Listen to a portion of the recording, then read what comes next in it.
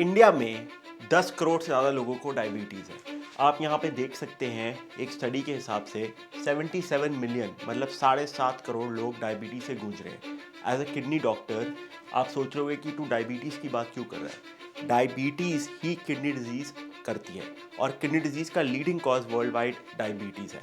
मेरा नाम डॉक्टर अर्जुन सबरवाल है, ये मेरी क्वालिफिकेशंस हैं और मैं आज आपको सब कुछ बताऊंगा डायबिटीज़ और किडनी डिजीज़ के बारे में। देखो दोस्तों, मैं आपको एक दोस्त की तरह बताना चाहता हूँ। हॉस्पिटल में मैं डॉक्टर हूँ, बट यहाँ पर मैं आपका फ्रेंड हूँ और मैं आपका भला चाहता हूँ। इसलिए मैं आपको अगले 15 से 20 मिनट में सब कुछ बताऊंगा कि डायबिटीज़ और किडनी डिजीज़ कैसे होती है। तो चलो शुरू करते हैं। पहले देखते हैं कि कितने लोगों को डायबिटीज़ है। एक लैंसेट की स्टडी के हिसाब से, जो कि एक बहुत बड़ी जर्नल है, 100 मिलियन से ज़्यादा लोगों को डायबिटीज़ है। मतलब कि 10 करोड़ से ज़्यादा लोग डायबिटिक है इंडिया में। अब वर्ल्ड हेल्थ ऑर्गेनाइजेशन का देखते हैं। उन्होंने बोला कि 77 मिलियन लोग मतलब कि 7.5 करोड़ लोगों को इंडिया में डायबिटीज़ है। सच बोलूं तो रियल नंबर किसी को नहीं पता। क्यों? क्योंकि टेस्टिंग ही नहीं होती और छोटे टियर 2 टियर 3 सिटीज़ में तो पता नहीं क्या ही हो रहा है। थोड़ी बहुत टेस्टिंग बढ़ रही है, इसलिए ये स्टडीज़ आ रही हैं, बट मुझे लगता है अभी भी ये एक्यूरेट नहीं है। ये बात होगी डायबिटीज़ की। अब यहाँ पर देखते हैं कि डायबिटीज़ और किडनी डिजीज़ क्या चीज़ है। अब आप देख सकते हैं diabetes with kidney disease 30 to 45 million people, मतलब कि 3 से 4 करोड़ लोग, और उसमें से 60,000 से 90,000 लोग हर साल डायलिसिस पे हैं। तो आप समझ सकते हैं कि कितना बड़ा मैग्नीट्यूड है और ये कितनी बड़ी प्रॉब्लम है इंडिया में।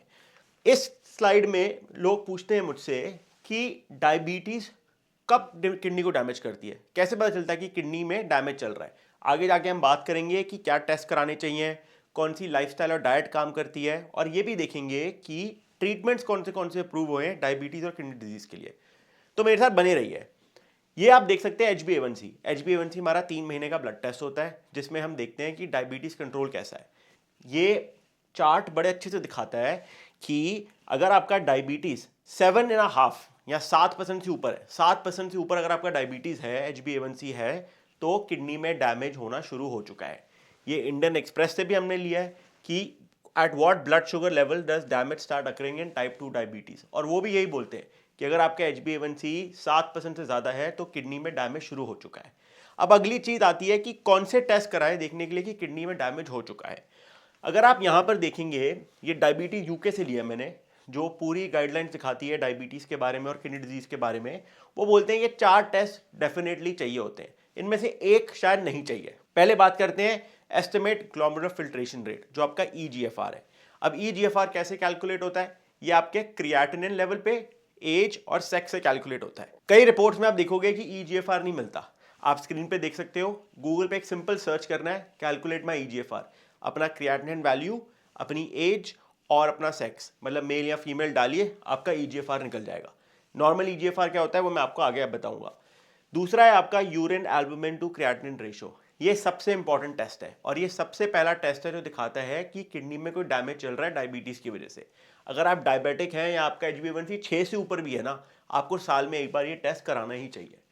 अगला यूरिन प्रोटीन क्रिएटिनिन रेशो। अब आप बोलोगे यार इसमें और इसमें क्या फर्क है? बहुत माइन्यूट डिफरेंस है। अगर डायबिटीज है तो ये टेस्ट बेटर है, यूरिन ACR। अगर कोई और किडनी की बीमारी है तो यूरिन PCR बेटर है। आज हम यूरिन ACR पे ही फोकस करते हैं। अब किडनी बायोप्सी मैंने यहाँ पे लिखा है। कई बार क्या होता है कि 2 पैथोलॉजी साथ चल रही होती है, तो डॉक्टर बोलते हैं यार कि यार एक बार किडनी बायोप्सी कर लो देखने के लिए कि क्या ये डायबिटीज की वजह से ही हो रहा है या कुछ और भी हो रहा है। सारे पेशेंट में किडनी बायोप्सी की जरूरत नहीं पड़ती, कुछ ही लोगों में किडनी बायोप्सी की जरूरत पड़ती है। अगला आपका किडनी का अल्ट्रासाउंड। किडनी का अल्ट्रासाउंड क्या बताता है? भाई किडनी कितनी बड़ी है, छोटी है, बड़ी है। अगर तो बड़ी है और नॉर्मल है तो ठीक है, अगर तो छोटी हो चुकी है तो मतलब कि डैमेज काफ़ी टाइम से चल रहा है। तो ये 4 टेस्ट आपको पता होने चाहिए। अब आगे बढ़ते हैं कि पहला साइन क्या है डैमेज का, कैसे पता चलता है कि डायबिटीज़ हमारे किडनी को डैमेज कर रही है। Protein urea, specifically micro albumin urea.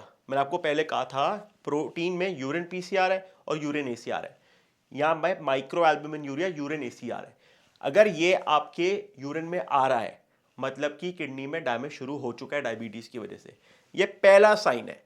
अब आप बोलोगे हमारा ब्लड टेस्ट तो नॉर्मल है, क्रिएटिनिन लेवल कराया 0.6 आया, मेरी किडनी फंक्शन एकदम नॉर्मल है।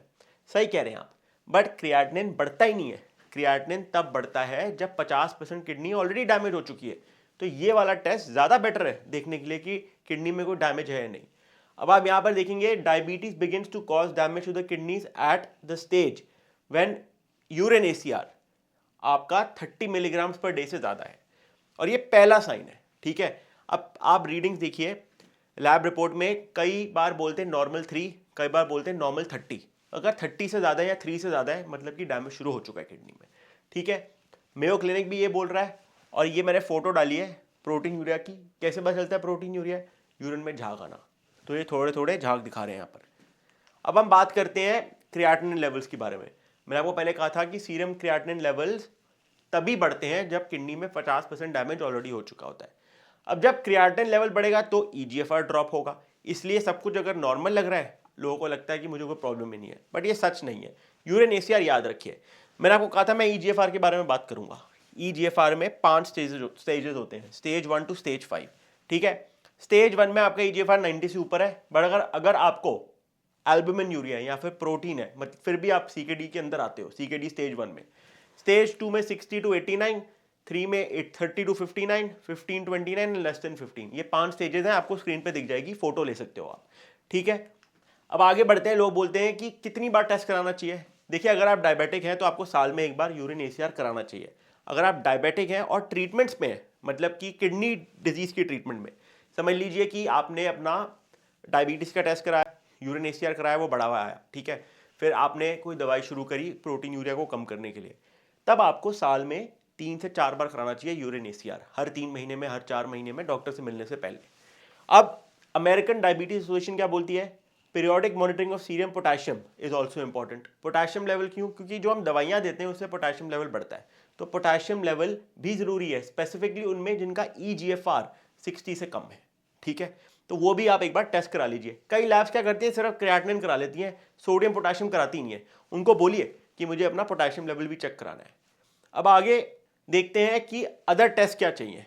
देखिए, HbA1c बड़ा जरूरी है। HbA1c आपका 3 महीने का स्नैपशॉट देता है कि आपकी डायबिटीज कितने अच्छे से कंट्रोल्ड है। ब्लड प्रेशर भी बहुत जरूरी है, क्योंकि डायबिटीज की वजह से भी ब्लड प्रेशर बढ़ता है। अगर ब्लड प्रेशर बढ़ा हुआ है, किडनी पे और जोर पड़ रहा है, तो हमें दोनों चीज़ों को ट्रीट करनी है।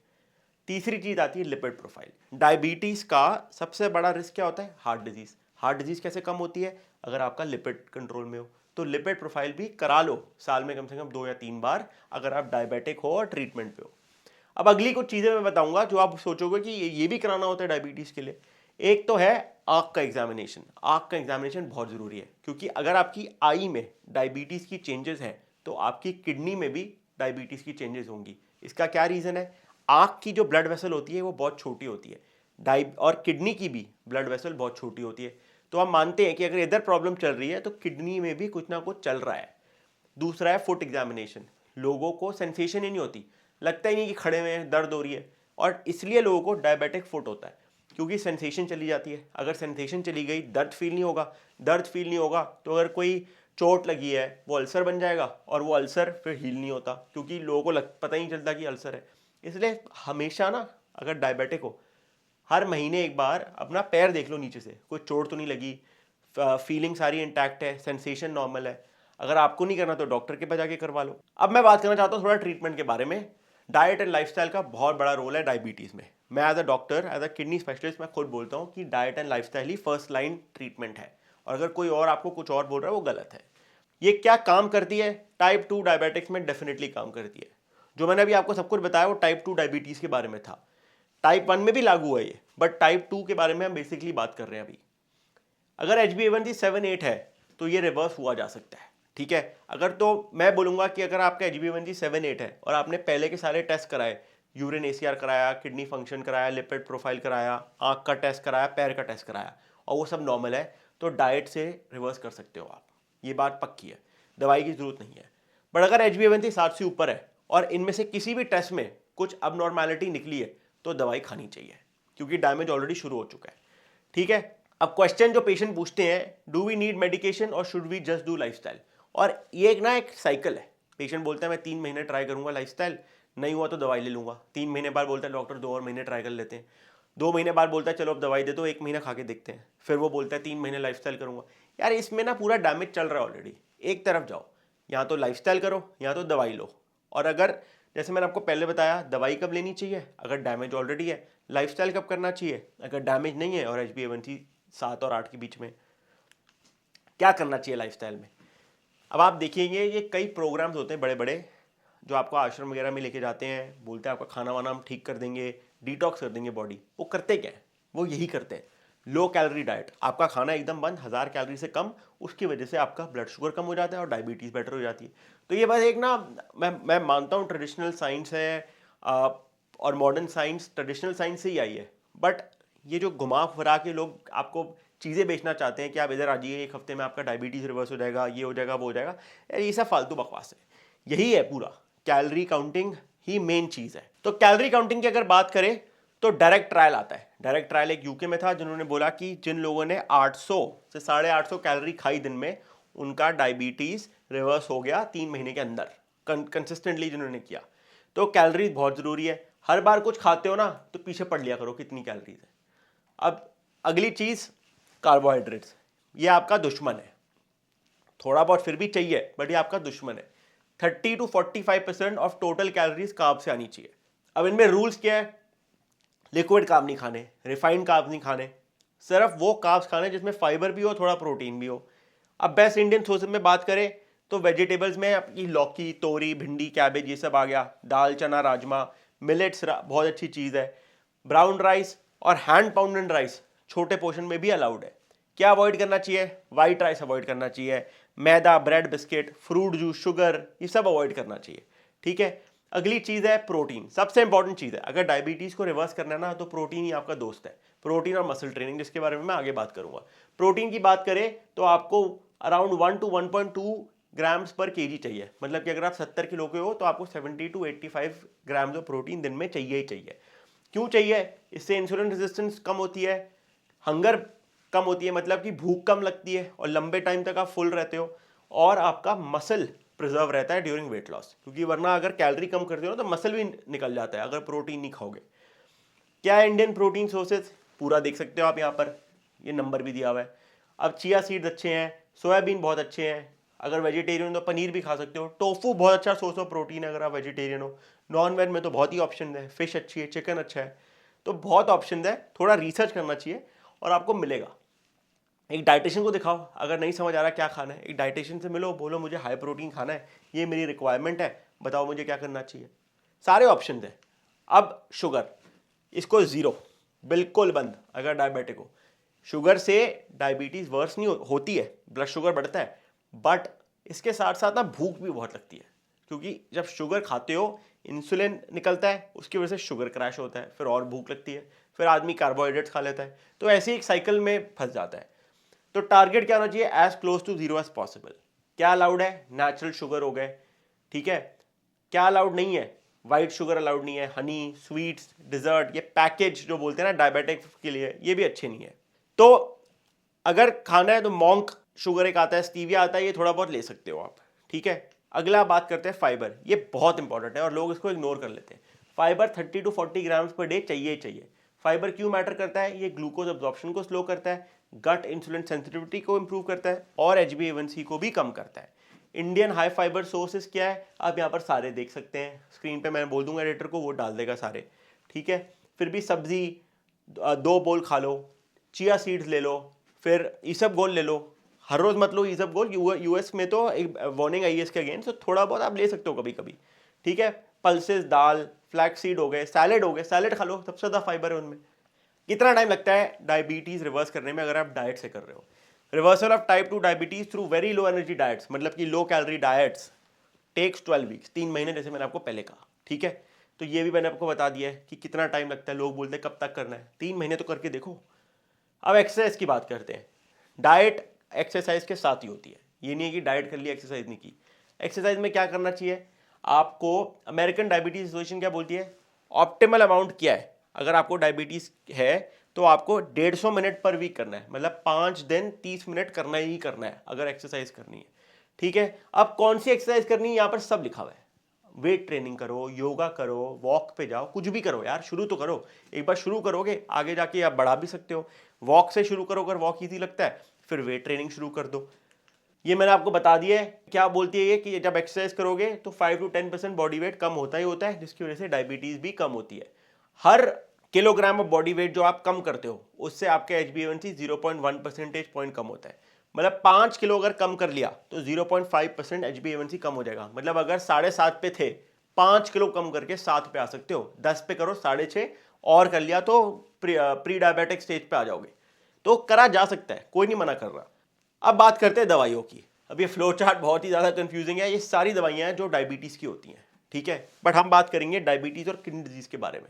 मैं इसके बारे में बहुत वीडियोस बना चुका हूँ, आप चेकआउट भी कर सकते हो। अब तक ये अगर आपको ये तरीका अच्छा लग रहा है ना समझाने का, तो एक बार लाइक कर दो नीचे और कमेंट करके बता दो कि ये बेटर है या फिर वो टॉकिंग हेड वाली वीडियोस बेटर है। मुझे लगता है ये थोड़ा बेटर है, मैं आपको समझा भी पा रहा हूँ, आप भी समझ पा रहे हो। और अगर देखा जाए मुझे इंस्पिरेशन कैसे मिली इस चीज़ की, मेरा फेवरेट क्रिएटर है मेजर गौरव आर्या। मुझे उनकी वीडियोस बहुत अच्छी लगती है, हाईली इंगेजिंग है और जैसे वो समझाते हैं मुझे बहुत पसंद है। तो मैंने सोचा वो ट्राई करते हैं एक बार। तो अगर आप देख रहे हो मेजर साहब, तो थैंक यू सो मच। मैं आप ही का मैं बहुत बड़ा फ़ैन हूँ आपका। तो मेडिकेशंस की अगर हम बात करें तो पहले तो ये चार्ट समझो। ये चार्ट मैंने हर जगह डाला है, ये बड़ा ज़रूरी चार्ट है। ये क्या है? EGFR बताता है। EGFR मतलब 0 to 120। हमने पहले भी बात की थी EGFR की स्टेजिंग जो होती है। अगर आपका EGFR ऑरेंज में है या ग्रीन में है या इधर नॉर्मल कैटेगरी में भी है, तो दवाई के बहुत ऑप्शन है, इसलिए मैंने ये हर जगह डाला है। ये सारी दवाइयाँ जो है ना, ये ऑरेंज और इस जोन पे है। इसका क्या मतलब है कि यार एक डॉक्टर के पास पहले चले जाओ, एक नेफ्रोलॉजिस्ट को पहले दिखा लो, क्योंकि ऑप्शन हैं। अब पहले कम थे ऑप्शन, मैं मानता हूँ, बट अब बहुत ऑप्शन है आपके पास किडनी डिजीज को रोकने के लिए और कई स्टेजेस में रिवर्स करने के लिए भी। पहली लाइन आती है आपकी रामिप्रिल या टेलमीसार्टन, आपने इसके बारे में सुना होगा। हो सकता है मेजोरिटी ऑफ लोग आप इस पे हो भी। अब आप बोलोगे डॉक्टर मेरा ब्लड प्रेशर नॉर्मल है, फिर भी मुझे टेलमीसार्टन शुरू कर दी, क्यों करी भाई? मैं बताता हूँ क्यों करी। टेलमीसार्टन और रामिप्रिल से प्रोटीन यूरिया कम होता है और मेन चीज़ है प्रोटीन यूरिया कम करना, चाहे आपका क्रिएटिनिन नॉर्मल क्यों ना हो। तो इसलिए ये शुरू करते हैं फर्स्ट लाइन। दूसरा लाइन है डापाग्लिफ्लोजिन और एम्पाग्लिफ्लोजिन। अब ये तभी शुरू हो सकती है अभी के टाइम पे जब आपका EGFR 20 से ऊपर हो, इसलिए ऑरेंज या फिर ग्रीन में। इसलिए मैं बताता हूं कि पहले आओ डॉक्टर के पास। अब कुछ ट्रायल्स हो रही हैं जो बोल रहे हैं कि इस कैटेगरी में भी यूज करके देख लेते हैं, क्या पता काम करे, पर वो ट्रायल्स अभी ऑन गोइंग है। तो ये डापा और एम्पाग्लिफ्लोजिन है, आपने इसके बारे में भी सुना होगा। दोनों की डोजेज वगैरह डॉक्टर से कंसल्ट करके ही लेना है। दवाइयाँ ये नहीं कि मेरी प्रेजेंटेशन देखी और आपने जाके दवाई ले ली, डॉक्टर से पूछ के दवाई लेनी है। अब आप बोलोगे साइड इफेक्ट क्या है, मैं बताऊंगा साइड इफेक्ट। दोनों रामिप्रिल और डापाग्लिफ्लोजिन से एक चीज़ होती है, आपका किडनी फंक्शन थोड़ा कम होता है, EGFR कम होता है, क्योंकि ये काम ही ऐसे करती हैं, इसमें घबराने की बात नहीं है।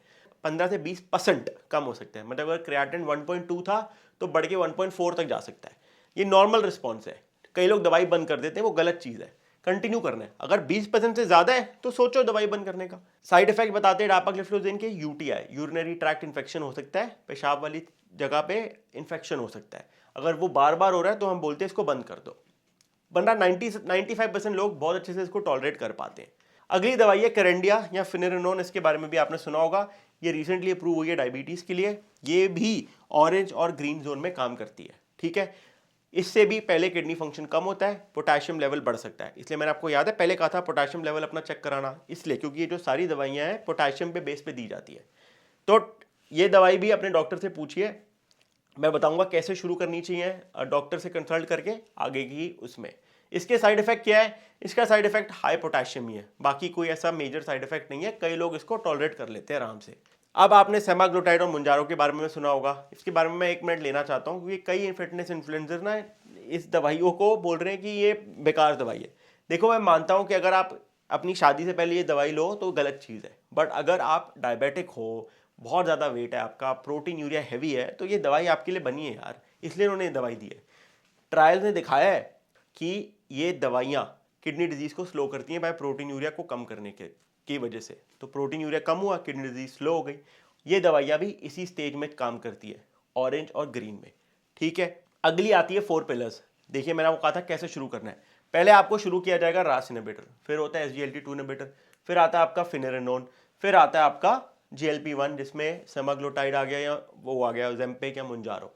तो ऐसे शुरू करते हैं डायबिटीज़ के लिए, किडनी को प्रोटेक्ट करने के लिए। डायबिटीज़ की तो दवाइयाँ अलग चली रही हैं, बट ये किडनी को प्रोटेक्ट करने के लिए। इनमें से कुछ डायबिटीज़ के लिए भी हैं, डापाग्लिफ्लोजिन डायबिटीज़ के लिए, एम्पाग्लिफ्लोजिन डायबिटीज़ के लिए। ये GLP-1 एनालॉग भी जो आपका मुंजारो सेमाग्लोटाइड है वो भी डायबिटीज़ के लिए। HbA1c इससे भी कम होता है। अगली चीज़ है टारगेट, क्या होना चाहिए टारगेट? देखिए, आपका टारगेट होना चाहिए HbA1c 6.5 से कम। 6.57 लिखा है, मैं बोलूँगा 6.5 से कम रखो, तभी किडनी में प्रॉब्लम नहीं होगी। दूसरा, फास्टिंग शुगर 70 से 110 होना चाहिए। पोस्ट प्रांडियल आपका 150 से कम होना चाहिए। प्रोटीन यूरिया मिनिमम होना चाहिए, एकदम कम। प्रोटीन यूरिया में एक और चीज़ बताता हूँ, लोग डिप्स्टिक करा लेते हैं, यूरिन डिप्स्टिक, जिसमें प्रोटीन और ब्लड लिखा जाता है plus plus, but urine ACR कराना है, उसी से पता चलेगा कितना प्रोटीन यूरिया है। अब मैं आपको एंड की स्लाइड है, मैं चाहता हूँ कि आप थोड़ी सक्सेस स्टोरीज मुझे बताएं, नीचे कमेंट करके बताइए कि अगर आपने लाइफस्टाइल या डाइट से अपना डायबिटीज़ रिवर्स किया, दवाइयों से आपको कोई बेनिफिट मिला, कितना प्रोटीन यूरिया था, क्या आपने कोई इनमें से दवाई ली जिससे प्रोटीन यूरिया कम हुआ, इसका रीज़न क्या है, आप नीचे लिखोगे ना तो 10 लोग आप पे विश्वास करेंगे, 10 लोगों का भला होगा, 10 और लोग डायलिसिस से बचेंगे, क्योंकि बहुत मिस इन्फॉर्मेशन है आजकल। मैं इसके थ्रू आपको सही चीज़ बताना चाहता हूँ ताकि पेशेंट्स का भला हो। आप अपना एक कमेंट लिखो, 10 लोग उसको पढ़ेंगे, 10 और लोग उस पर रिप्लाई करेंगे, और ऐसे ही चेन रिएक्शन बनता है जिससे लोगों को ऑथेंटिक इन्फॉर्मेशन मिलती है। बाकी मैं आपको बोलना चाहूँगा कि अगर आपको वीडियो अच्छी लगी, प्लीज़ कमेंट करो, लाइक करो और शेयर करो। कोशिश करेंगे इसी फॉर्मेट में कुछ और वीडियोस बनाएं। अगर रिस्पॉन्स अच्छा हुआ, मिलते हैं अगली बार। नमस्ते।